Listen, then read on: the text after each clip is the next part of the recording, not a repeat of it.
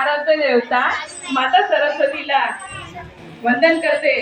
तसेच मंचकावर आणि इथे उपस्थित सर्व शिक्षक वृंद यांना माझा सादर प्रणाम। माझ्या प्रिय मैत्रिणी छोट्याशा, तुम्हाला पण तुम्हाला नमस्कार। एकदा टाळ्या वाजवा।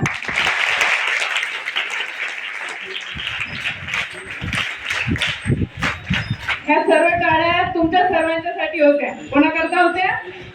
कारण तुम्ही पण काहीतरी स्पेशल आहात। आज मी तुम्हाला बालिका समुपदेशन म्हणून काहीतरी 2-3 सांगणार आहे गोष्टी। तर समुपदेशनचा अर्थ माहिती आहे का तुम्हाला? कोणाला माहिती आहे?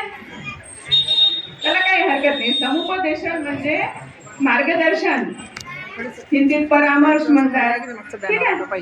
योग्य मार्गदर्शन। तर आपण 5वी ते 7वीच्या ज्या विद्यार्थिनी आहोत, तर ह्या कशा आहात? तुम्ही आता लहानही राहिलेल्या नाही आणि मोठ्या पण झालेल्या नाही। ती तुमची किशोरी अवस्था आहे। यामध्ये तुमच्या शरीरामध्ये हळूहळू बदल घडत चालतात। त्याचा संकोच मनात यायला नको। आपलं शरीर आणि आपली बुद्धी ही वाढत आहे, याकडे तुमचं लक्ष असलं पाहिजे आणि ते तुम्ही अंगीकारायला पाहिजे। त्यामध्ये कोणताही संकोच असायला नको। ही झाली पहिली तुमची शरीराची गोष्ट।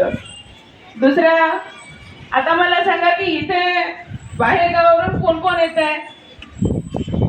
बापरे, भरपूर विद्यार्थिनी आहात ना। तर तुम्ही कशाने प्रवास करता? कोणी बस, ऑटो येता ना? येता का?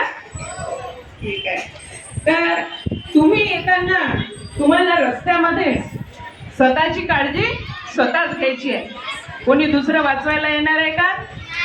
नाही। त्याकरता तुम्हाला स्पर्श म्हणजे आपल्याला कोण टच करते आहे या गोष्टीचं ज्ञान असायला पाहिजे। आई तुम्हाला प्रेमाने जवळ येते, ये ग बेटा असं म्हणते ना, तो स्पर्श कसा असतो? प्रेमळ असतो ना। त्यानंतर आपले शिक्षक वगैरे आपण चांगलं काम केलं की शाबासकी देतात, तो कसा असतो? छान असतो ना। पण या व्यतिरिक्त तुम्ही घरून निघता आणि इथे पोहोचता, या दरम्यान तुम्हाला कुठेतरी कोणीतरी अशी व्यक्ती असेल की जी तुम्हाला रस्त्यात त्रास देत असेल। त्रास म्हणजे रस्त्याने तुम्ही चालताना तुम्हाला खेटून जाणं, गाडीमध्ये बसमध्ये असताना तुम्हाला टच करणं, टच म्हणजे कुठेतरी खांद्याला धक्का लावणं, कुठेतरी धक्का हात लावत असतात आणि ते जर तुम्ही एकदम चुपचापपणे सहन जर केलं तर या गोष्टीचे गुन्हेगार तुम्ही स्वतः आहात। त्यामुळे काय करायचंय? ज्याही वेळेला ही अशी गोष्ट घडेल तर तुम्हाला चूप बसायचं नाहीये, अजिबात चूप बसायचं नाही। काय करायचंय? मोठ्याने ओरडायचंय आणि आजूबाजूला जे लोक असतील ना त्यांना सांगायचंय की हा मनुष्य किंवा हा मुलगा मला असा टच करतोय किंवा धक्का लावतोय किंवा हात लावतोय किंवा हा मला त्रास देतो। ह्या गोष्टी तुम्ही लगेच तिथे जवळ असणाऱ्यांना सांगायच्या आहे आणि लगेच शाळेमध्ये येत असाल तर शिक्षकांना सांगायचं आहे। घरी जाऊन न चुकता आई वडिलांना, आपली मोठे बहीण भाऊ आहेत त्यांना सांगायचं आहे। पण या गोष्टी करता तुम्ही चूप अजिबात बसायचं नाही, नाहीतर त्याचे परिणाम वेगळे होतात। मग नंतर लाजेने आपण कोणाला सांगितलं किंवा मला असं कोणी हात लावला तर ती दुसरी जी मुलगी असते ना, तिने तिची चीड काढायची नाहीये। मैत्रीण कशाला म्हणतात? मैत्रीण, आपण इथे येतो लांब लांबून आले, तुम्ही एकमेकांना ओळखत होते का आधी? नाही ना। तर मैत्रीण अशी असायला पाहिजे की जी तुम्हाला योग्य मार्गदर्शन करेल। तुमच्या अभ्यासात, तुमच्या कोणत्या पर्सनल गोष्टीमध्ये ती तुम्हाला योग्य सल्ला देईल की असं करू नकोस ग, आणि मला हे समजत नाही म्हणून खाली मान घालून बसायचं नाही, तिला विचारायचं। तर तिने सांगितलं पाहिजे, अशीच मैत्रीण तुम्ही निवडायची आहे। काय? मैत्री निवडताना जाणीवपूर्वक निवडा आणि चांगली मैत्री शेवटपर्यंत टिकवा। आठवण घेत राहिली पाहिजे आपल्याला की हिने आम्हाला असं मार्गदर्शन केलं होतं, बरोबर आहे? दुसरी मैत्रीण एखादी समजा असं मनामध्ये तुमच्या न्यूनगंड असतो की ती खूप गोरी आहे, ती आणि मी का बरं सावडी आहे, ती अगं ती खूप झाड आहे, ती रोड आहे, असे एकमेकींना नावं अजिबात ठेवू नका. यामुळे काय होते की स्वतःला काहीतरी पर्सनल वेगळं असं वाटू देऊ नका तुम्ही. कमीपणा पण लेखायचा नाही आणि मी अभिमानाने पण सांगायचं नाही की मी अशी आहे, असं काही नाहीये. या जगामध्ये प्रत्येक गोष्ट अशी राहते की जी कोणी करू शकते आणि कोणी करू शकत नाही, म्हणून स्वतःला कमी नाही लेखायचं. तू या क्षेत्रामध्ये नाही चांगली तर तू दुसऱ्या क्षेत्रामध्ये निवड. प्रत्येक विद्यार्थिनी इंग्लिश गणित मध्येच पुढे असते असं नाहीये. काही मुली खूप सुंदर चित्र काढत असतात, असंही राहते की ती मुलगी बाकीच्या विषयामध्ये तिला काहीच येत नाही, पण नंतर समजते की ती मुलगी शाळेमध्ये टीचर बनून लागली, पण तिला बाकीचं येत नव्हतं तरी पण ती चांगलं चित्र काढते, म्हणजे ती त्या क्षेत्रामध्ये निपुण आहे. म्हणजे तुम्हाला जे आवडते, जे करायचं आहे असं तुम्ही आधी ठरवा की मी हे करू शकते, तर ते चांगल्या पद्धतीने करायला शिका.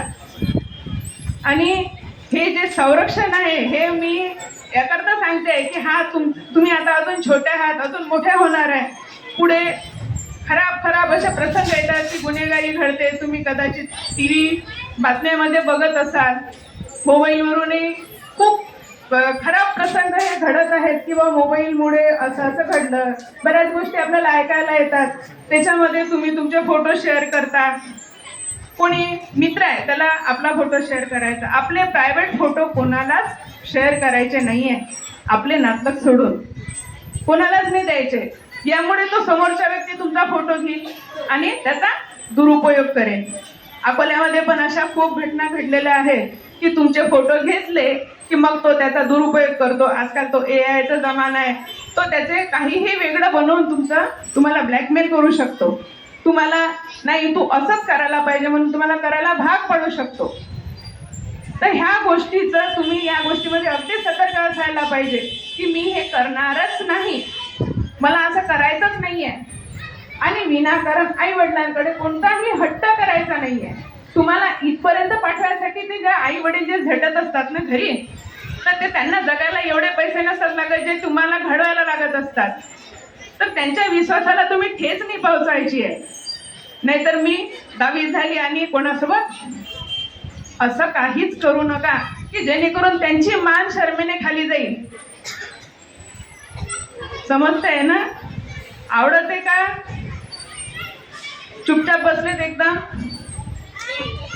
तर मी हे याकरता सांगते की हे तुमच्यासाठी खूप मोलाचं काम आहे. म्हणजे हे तुम्ही असं करायला नको भविष्यात की लहान मुलं. आता तुम्ही 2-4 दिवसाच्या पहिले बघितलं की औरंगाबादला मुलाने आत्महत्या केली, सोबत त्याच्या आई वडिलांना पण घेऊन गेला.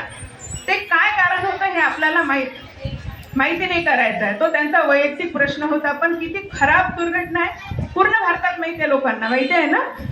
कोणी म्हणते मोबाईलने गेला, कोणी म्हणते त्यांचं वैयक्तिक कारण होतं, कोणी म्हणते घरचं कारण होतं. पण इतके कोणते असे कारण होते की 3 जण एकाच वेळेस गेले. म्हणून जास्त हट्टी जिद्दीपणा हा सोडून द्या. आई वडिलांवर प्रेम करा. हे नेहमी मिळत नसतात, ते जर जगातून गेले तर ते कधीच वापस येत नाही.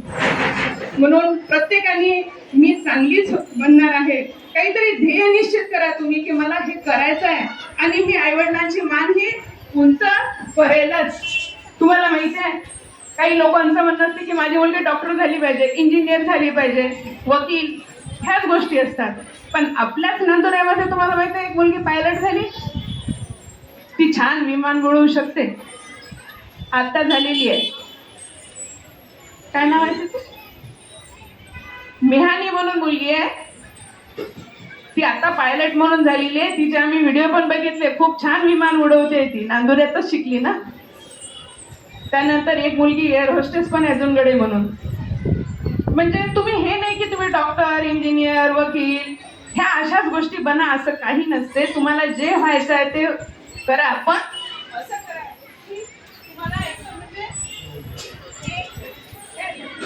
तुम्ही काहीतरी असं करा की त्याने तुमच्या परिवाराची तुमची मान उंचावेल. आणि आपण आई वडिलांसाठी यांनी एवढं केलं तर आपणही काहीतरी त्यांच्यासाठी करू शकलो, या गोष्टीचा तुम्हाला आनंद जर मिळेल ना, हा कुठेच नाही मिळत. आई वडिलांना पैसे आनंद मिळत नसतो. या गोष्टीमुळे ते जे सुखी होतील ना आणि त्यांची मान ते उंचावेल सर्व समाजामध्ये, या गोष्टीचा आनंद, या गोष्टीचं हे सोनं नाण्याने मोडणारे नाही आहे. तर आत्मसुरक्षा ही आपण स्वतःची करायची आहे